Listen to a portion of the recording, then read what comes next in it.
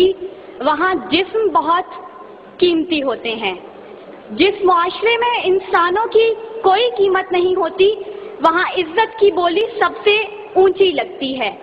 जिस मुआशरे में इंसानों की कोई कीमत नहीं होती वहाँ बिनते हवा सरे बाजार तबले की थाप पर नाचती है, और जिस मुआशरे में इंसानों की कोई कीमत नहीं होती वहाँ भूख तहजीब के आदाब भुला देती है।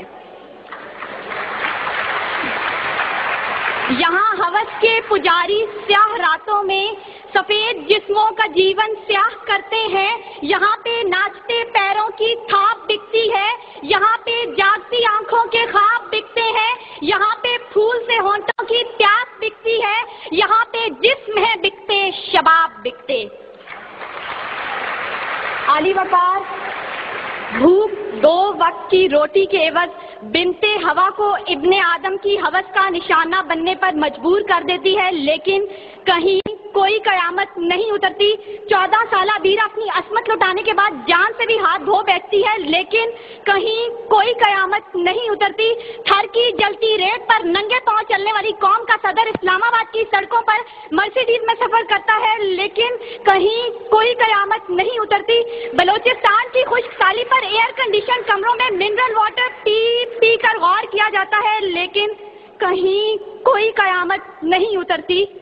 ये शाहराहें इसी वास्ते बनी थीं क्या कि इन पर देश की जनता सिसक कर मरे। जमीनें क्या इसी कारण अनाज उगला था कि नस्ल आदम व हव्वा बिलक बिलक कर मरे। मिले इसीलिए रेशम के ढेर बुनती हैं कि दुख्तराने वतन तार तार को तरसे। चमन को इसीलिए माली ने खून से सींचा था कि उसकी अपनी निगाहें बहार को तरसें। आली वकार, यह है इस्लामी जमहूरिया पाकिस्तान, जहां हर कोई अपनी धुन में मगन है। सर खुजाने की फुर्सत नहीं, दाएं बाएं की फिक्र नहीं, हर शख्स भूखा है।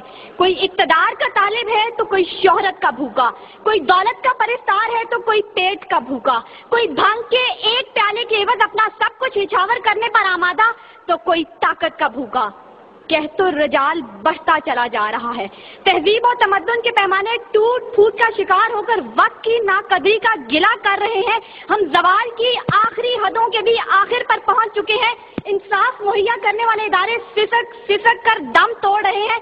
हर तरफ से एक ही पुकार सुनाई देती है, भूख तहजीब के आदाब भुला देती है।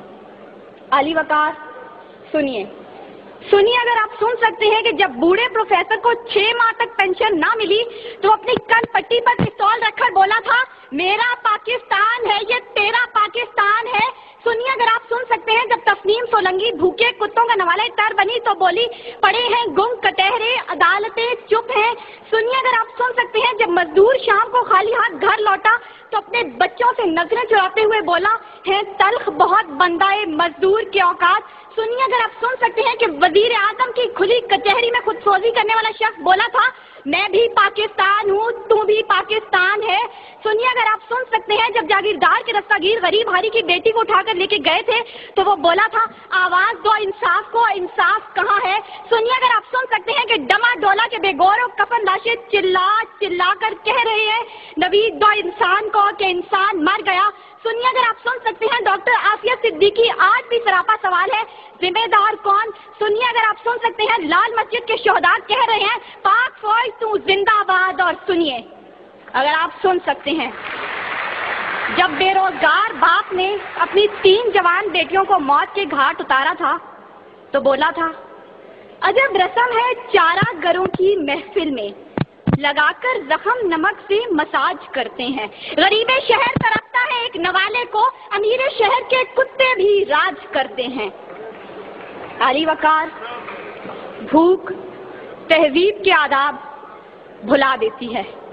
गुर्बत से मजबूर लोग अपने बच्चे भूनकर खा जाते हैं, अपने गुर्दे और आंखें बेच डालते हैं, अपनी 8 साला बच्चियां दलालों के हवाले कर देते हैं, अपने खानदान के साथ आग में कूद जाते हैं, दरियाओं समंदरों में छलांगे लगा देते हैं, पंखों के साथ लटक जाते हैं, ट्रेन की पटरी के आगे लेट जाते हैं। गुर्बत, जुल्म और महंगाई से मजबूर लोग अपने मासूम बच्चों के गले काट देते हैं। आली वकार, صدارت، وزارت اور عمارت کے بھوکے تہذیبی اقدار کو پامال کر دیتے ہیں. کبھی تو چند کھوٹے سکوں کے عوض قوم کی بیٹیوں کو بیچ ڈالتے ہیں، تو کبھی مساجد کا تقدس پامال کرتے ہوئے انہیں لہو رنگ کرتے ہیں، اور کبھی اپنی ہی عوام سے کہتے ہیں میں تمہیں وہاں سے نشانہ بناؤں گا کہ تمہیں پتہ بھی نہیں چلے گا. جب لوگ یہ کہتے ہیں خدا دیکھ رہا ہے، میں سوچنے لگتا ہوں کیا دیکھ رہا ہے. علی وقار، اس سے پہلے کہ بھوک اس ملک کو کھا جائے، اس سے پہلے کہ لہجے بے آواز ہو جائیں، سر سنگیت سب بے ساز ہو جائے، ملت اسلامیہ کی یہ بیٹی، ملک و قوم کی بیٹی اور آپ کی بیٹی آپ سے استدعا کرتی ہے خدارا اس بوڑھے باپ کا سہارا بن جائیے جس کے بیٹے نے خود سوزی کی. خدارا اس عورت کے آنسو پوئنٹ ڈالیے جس کی بیٹی جاگیردار کی ہوس کا نشانہ بنی. اور خدارا ان معصوم بچوں کے سر پر دستے شفقت رکھیے جن کا باپ پولیس مقابلے میں مارا گیا. ان اشعار کے ساتھ ہی موضوع زیر بحث سمیٹتی ہوں. ستم ظریفی وقت نے کلیوں کی نزاکت کو، دلوں کی محبت کو اس طرح سے مسئلہ ہے، اس طرح سے کچلا ہے کہ زندگی اذیت ہے اور سانس کی بھی قیمت ہے. کس کا ہاتھ ہے جو خون سے رنگا نہیں، کس کا گریباں ہے جو گرفت سے بچا نہیں. صدائے موت آتی ہے شہر بھر کی گلیوں سے، خون کی بو آتی ہے پھولوں اور کلیوں سے. شکریہ.